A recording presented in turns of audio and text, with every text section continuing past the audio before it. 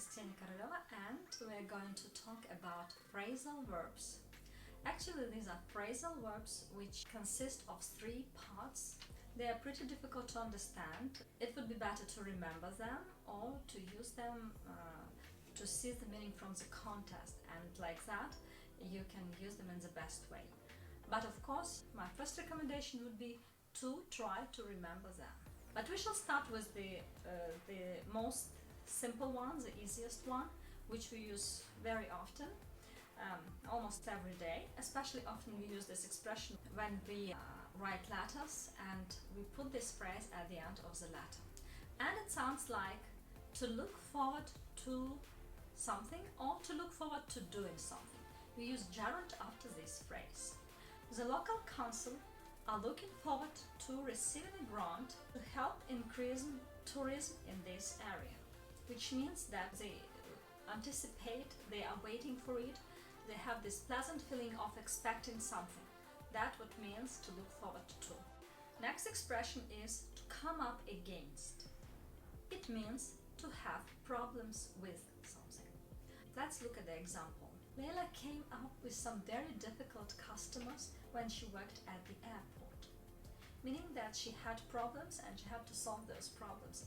She had problems with somebody, with some difficult customers in this case.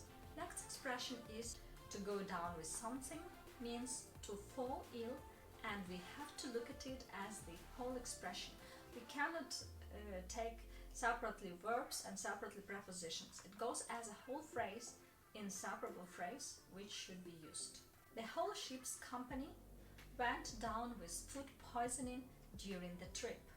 It means that they became sick with food poisoning, became ill. Next interesting expression is to make up for, means to compensate for something. You broke my cup, I'll make it up for you.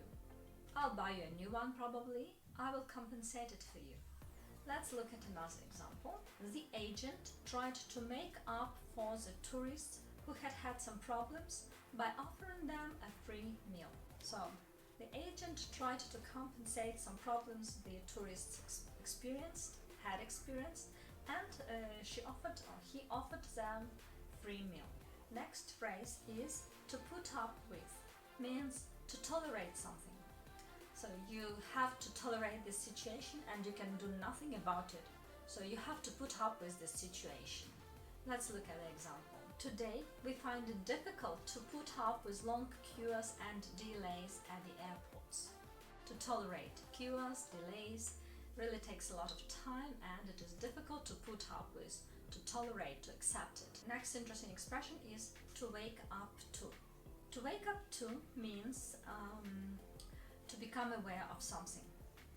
And very good example is that we need to wake up to the environmental problems. We have to become aware that there exist environmental problems and take steps. We have to wake up to it. Like wake up and understand that something is going wrong. And the final one is to face up to. To face up to means to accept, to admit that this situation exists and we have to face up to it. Our company needs to face up to the fall in demand for our products. It means that we have to admit the demand for our products fall down. So, these phrases were pretty difficult, but I hope you can cope learning them. Please stay with us and we shall tell you a lot of interesting facts about language. Join us and enjoy!